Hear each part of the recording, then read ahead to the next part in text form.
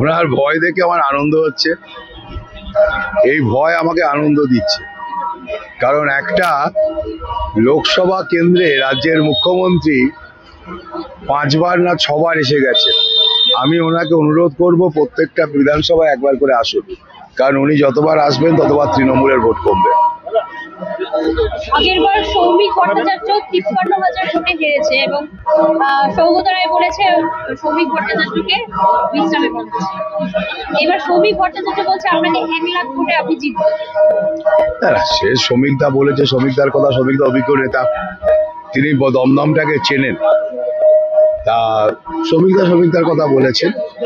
আমি জ্যোতিষী নই যে আগ বাড়িয়ে কত ভোটে জিতবো এটা বলবো, তবে আমি এটুকু বলতে পারি নরেন্দ্র মোদীর দিকে মানুষের হাওয়া বেশি আছে, মোদিজি জিতবেন। কামারহাটিতে তৃণমূলের যারা কার্যকর্তা তারা বলেছে সৌগত রায়কে তারা চাইছে না।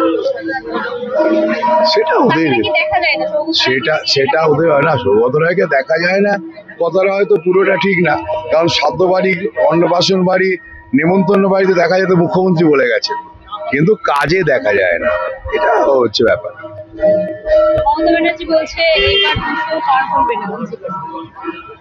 স্বপ্ন দেখা ভালো, 4 তারিখে যখন দুঃস্বপ্ন দেখবেন তখন যেন সামলে নিতে পারেন, ঈশ্বরের কাছে এটাই প্রার্থনা করব।